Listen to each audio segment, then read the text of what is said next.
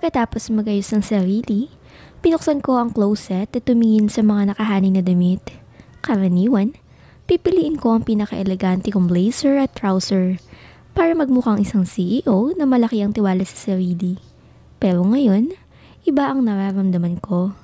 Parang bawat galaw ko ay may kalakip na pagdududa.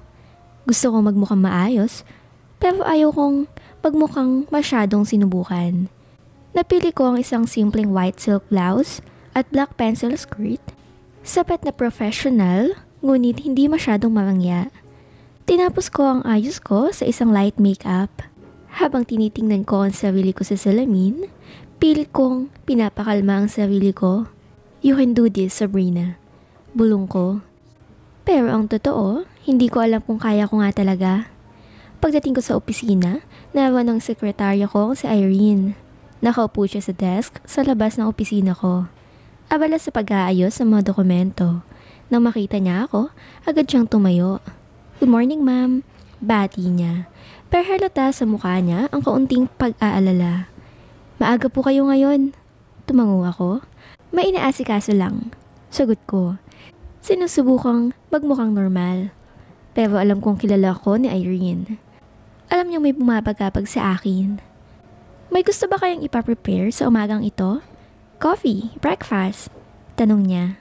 Pero bago pa ako makasagot, parang bigla siyang natigilan. Oh, ma'am, by the way, may darating po palang bisita mamaya. Napatingin ako sa kanya. Bahagyang nagulat. Sinong bisita? Si Mr. Roscoe Mendoza po. Tumawag siya kaninang umaga para kumpirmahin ang oras ng pagdating niya. Sagot niya. Maingat ang tono. Halos hindi ako makahinga. Tumawag si Ryan.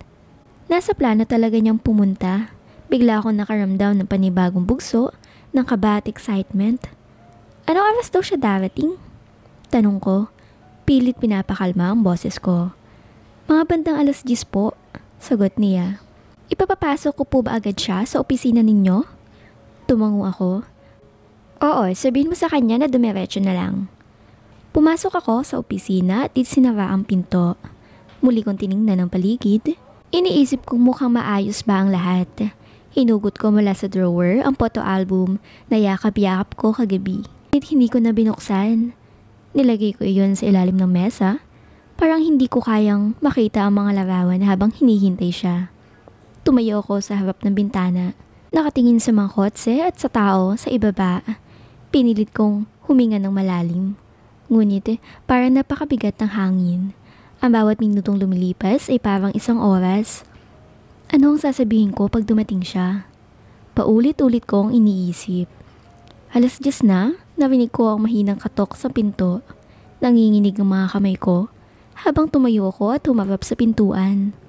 Bago ko pa magawa kahit ano, bumukas iyon at pumasok si Ryan. Roscoe. Ang presensya niya ay parang sumakop sa buong silid. Naka-black blazer siya at dark blue na polo. Simple, pero napaka-elegante. Nakasuot siya ng mascara kaya labis ang aking pagtataka. Inalis niya ang kanyang mascara. Ang mukha niya ay may parehong pamilyar ng mga linya. Ang parehong mga mata na minsan tumingin sa akin na puno ng pagmamahal. Good morning. Bati niya. Ang boses niya ay magaan. Ngunit may distansya. Good morning, sagot ko. Pinipilit na hindi magpakita ng emosyon. Nilapag niya ang maliit na kahon sa mesa. I brought your pen. I hope I'm not interrupting anything important. Nagpigil ako ng ngiti. Thank you, sagot ko. Kinuha ang kahon at tinitigan iyon. Pilit pinipigilan ng emosyon na gustong kumawala. Tahimik siya habang pinagmamasdan ako. Pero alam kong may gusto siyang sabihin. Ako rin, pero hindi ko alam kung saan magsisimula. Ryan, I mean Roscoe. Nagsimula ako, pero agad din akong natigilan. Yes? Tanong niya. Nag-aabang. Gusto kong sabihin sa kanya ang lahat kung sino siya, kung sino kami, kung ano ang nangyari noon. Pero paano kung hindi siya maniwala? Paano kung mas lalo siyang lumayo?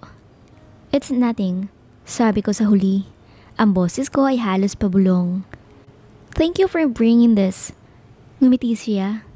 Isang maliit na ngiti na hindi umabot sa kanyang mga mata. I should go. I don't want to take up too much of your time. Bago pa siya makalabas ng pinto, tinawag ko siya. Roscoe, wait.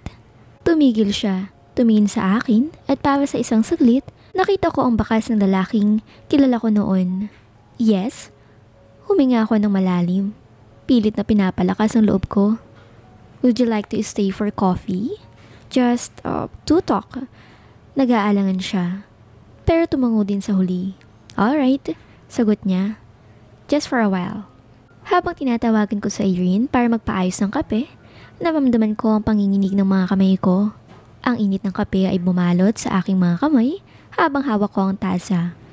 Umusok pa ito, ngunit hindi ko maipaliwanag kung bakit parang mas malamig ang paligid.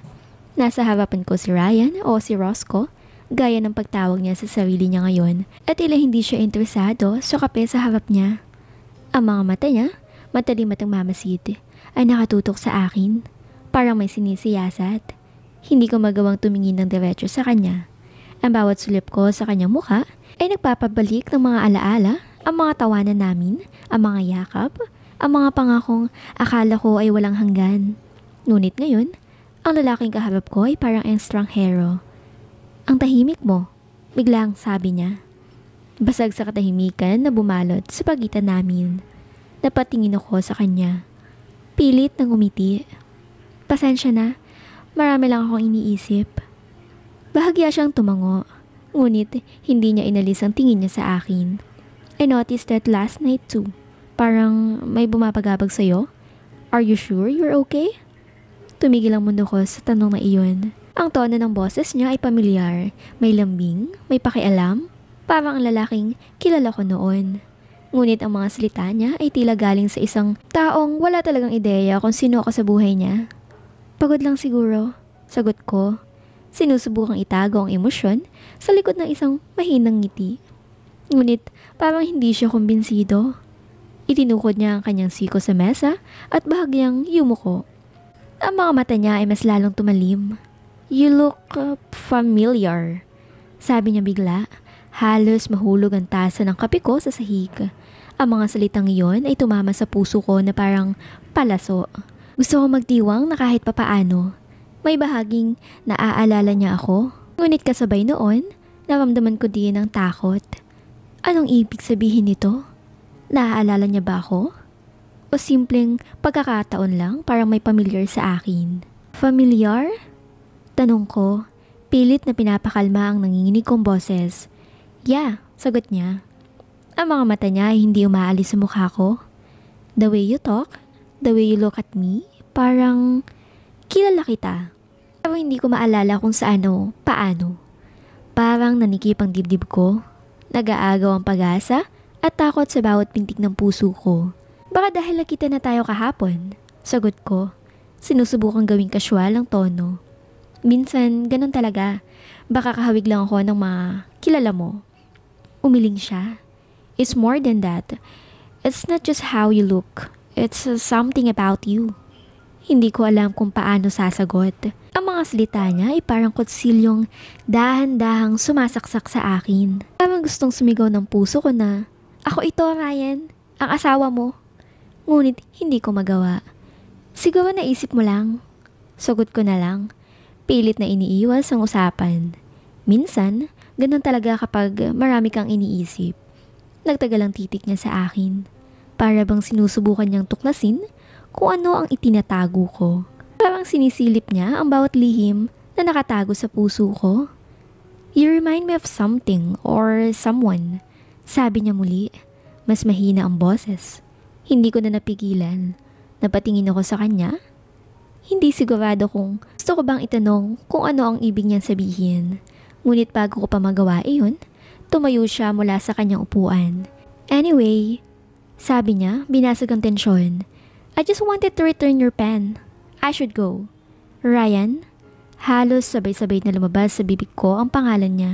At ang mga tanong sa isip ko, ngunit agad din akong natigilan. Hindi ko alam kung paano ko itutuloy. Tumigil siya saglit at tumingin muli sa akin. Ang ekspresyon sa kanyang muka ay mahirap basahin. Thank you for the coffee, Sabrina. It was nice talking to you. At bago pa ako makapagsalita, lumabas na siya sa aking opisina. Naiwan ako nakaupo. Ang mga kamay ko ay nanginginig at ang tasa ng kape ko ay halos hindi nabawasan. Hindi ko maipaliwanag ang bigat na nararamdaman ko habang nakatitig sa pinto na nilabasan ni Roscoe. Tumigil sa paghinga ang mundo ko sa saglit na iyon. Pilit kong iniintindi ang sinabi niya kanina. You look familiar. Sa kabila ng lungkot at takot, may kaunting kirot ng pag-asa na baka unti-unti niyang naaalala kung sino ako. Bigla ko narinig ang maliit na yabag sa labas ng opisina. Hindi ko inasahan na makikita ko si Evara ngayon. Dapat nasa school siya. Halos sabay kaming napatingin ni Roscoe sa kanya. Mukha niya ay punong-puno ng saya. Daddy! Sigaw ni Evara. Ang boses niya ay puno ng tuwa. Parang tumigil ang lahat ng bagay sa paligid ko. Napanganga si Roscoe. Gulat na gulat. Habang si Evara ay tumakbo papunta sa kanya at mahigpit siyang niyakap. Evara, no! Bulalas ko. Mabilis na tumuyo mula sa aking upuan. Agad ako nagmamadaling lumapit sa kanilang dalawa. Ngunit huli na ang lahat. Nakayakap na si Evara kay Roscoe. Parang isang batang matagal nang hindi nakita ang ama. Si Roscoe, hindi makapagsalita. Ang mga mata niya ay nakapako kay Evara. Ang mukha niya ay litong-lito. What? What's going on? Tanong niya. Bahagyang tumalikod sa akin habang si Evara ay patuloy na nakayakap sa kanya. Mabilis akong humakbang palapit sa kanila. Ayokong makita ng iba sa opisina eksenang ito. Ayokong may makapansin. Hinawakan ko si Evara sa balikat, pilit siyang hinihila papalayo kay Roscoe. Evara, come here. Sabi ko, pilit na pinapakalma ang sarili kong boses kahit gusto ko nang sumigaw. Pero si Evara, hindi bumitaw. Mommy, bakit ayaw mo?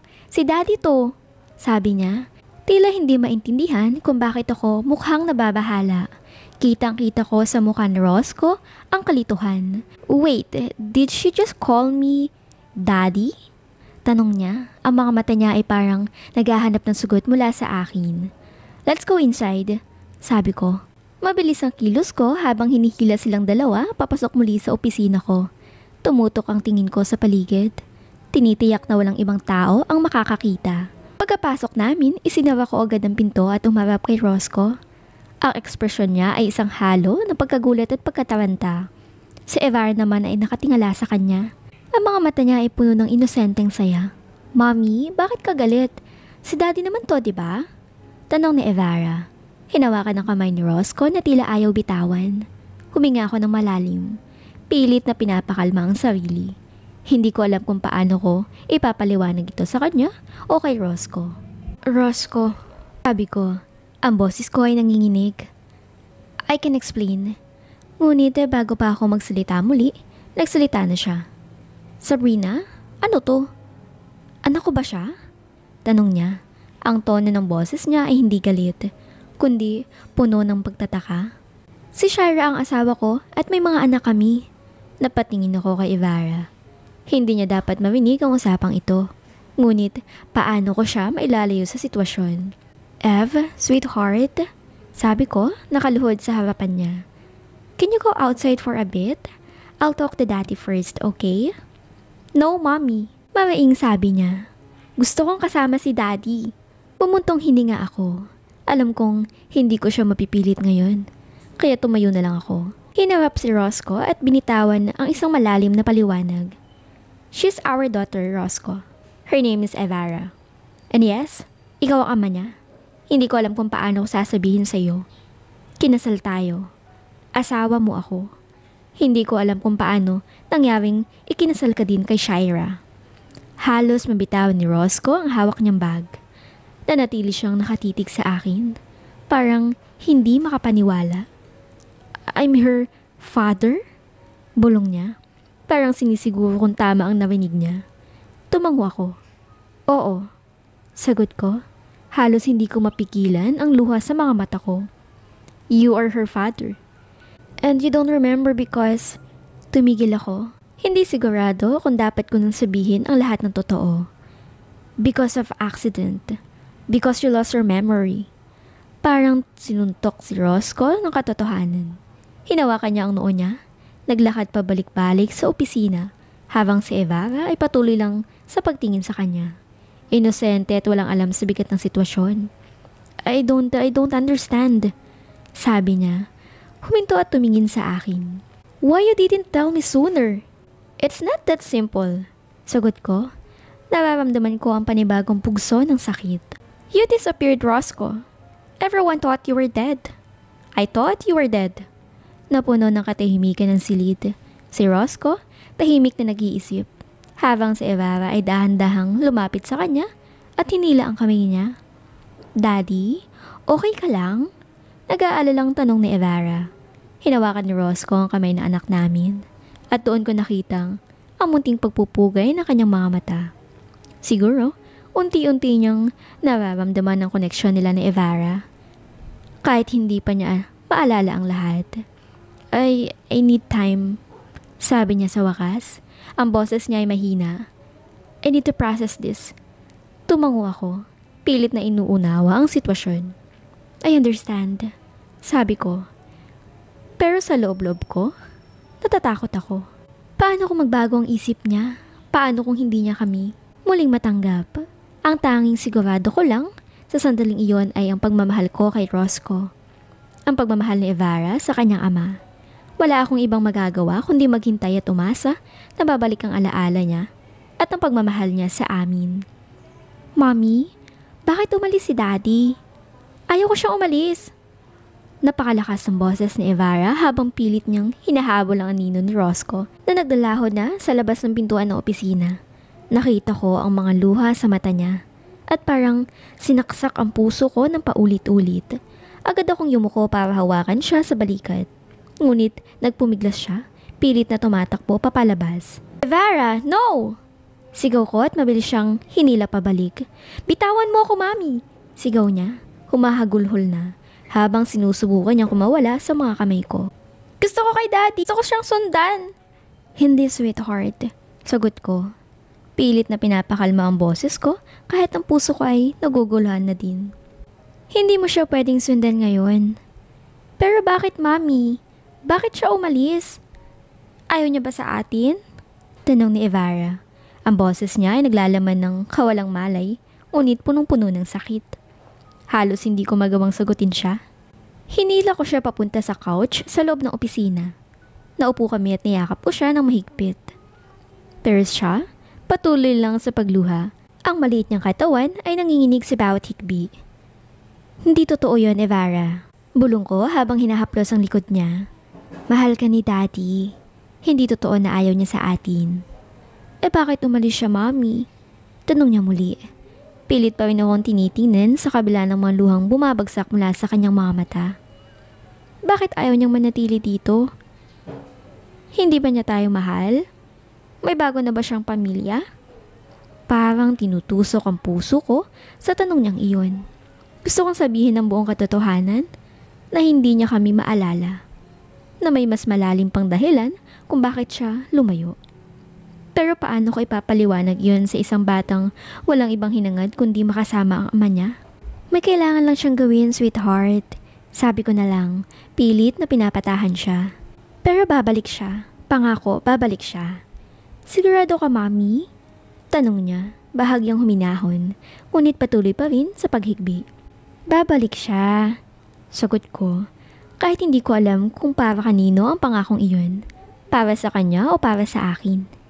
Basta magtiwala ka lang kay Mami, okay? Babalik si Daddy. Tumango siya ng mahina, ngunit kita ko pa din ang lungkot sa kanyang mga mukha. Hinaplos ko ang buhok niya. Pinilit na ngumiti kahit parang may bumibigat sa loob ko. Habang tahimik kaming nakaupo, tumingin ako sa pintuan kung saan huling naglakad palabas si Roscoe. Ang isip ko ay puno ng tanong. Paano kung hindi na siya bumalik? Paano ko ipapaliwanag ito kay Evara? Ngunit sa kabila ng lahat, kailangan kong maging matatag. Kailangan kong ipakita kay Evara na kaya namin ito. Kahit ang totoo, hindi ko alam kung kaya ko pa bang ituloy. Sa bawat luha ni Evara, mas nararamdaman ko ang bigat ng sitwasyon. Napahigpit ng yakap ko sa kanya. Kahit anong mangyari, hindi ko hahayaang masaktan siya ng ganitong muli. Kailangan maibalik ko si Ryan. Hindi lang para sa akin, kundi lalo para sa anak namin. Pagkatapos ng halos 1 oras na pagpapatahan kay Ibarra, tuluyan na siyang nakatulog sa couch ng opisina ko.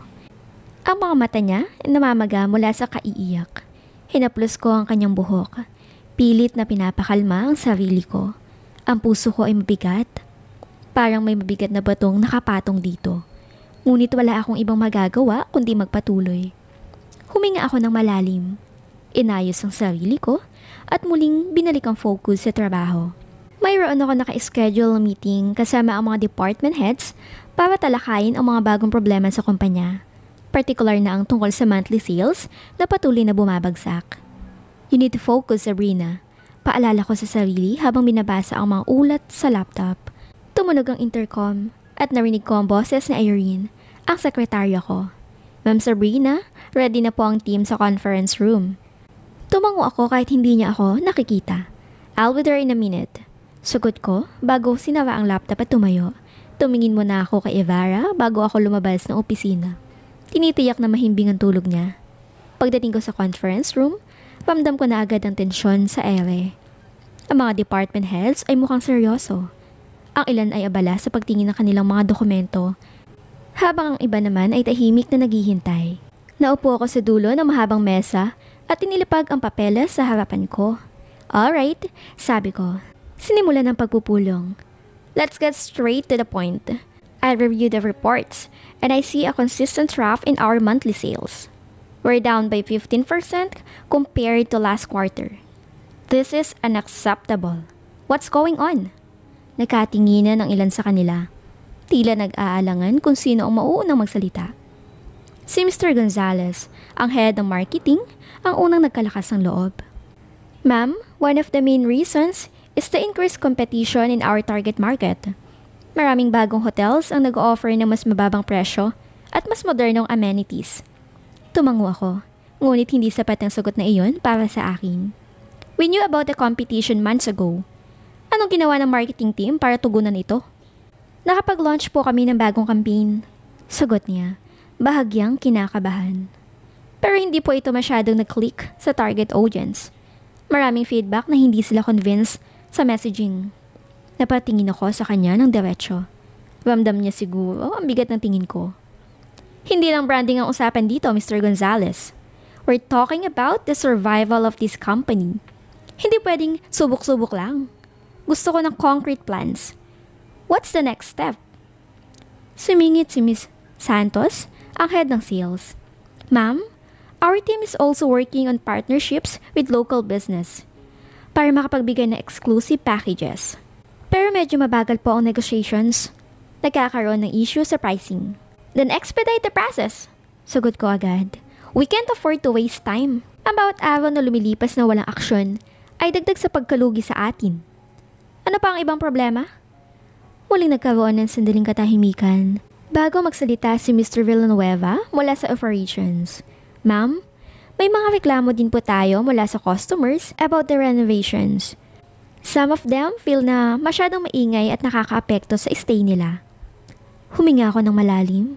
Sinusubukang kontrolin ang frustrations na nararamdaman ko. Sinabi ko na noon pa, kailangan ayusin ang schedule ng renovations para hindi makaabala sa mga guests. What happened to that directive? Ayos naman po ang schedule, sagot niya. Pero hindi po maiiwasan ang mga emergency na repairs kailangan gawin agad. Pinigit ko ang mga mata ko sa galit. Pilit na iniintindi ang sitwasyon. Alright, sabi ko. Mas kalmado na ang boses. I want a detailed plan for handling this issue. Marketing? Improve your strategy and relaunch within 2 weeks. Sales? Finalize those partnerships and make them appealing enough for our target market. Operations? I want strict monitoring of the renovations. No more excuses. Am I clear? Yes, ma'am. Sagot nila ng sabay-sabay, kahit halatang may kaba sa kanilang mga boses. Tumayo ko mula sa upuan, ang mga kamay ko'y mahigpit na nakahawak sa gilid ng mesa. This is not just about numbers. This is about our reputation.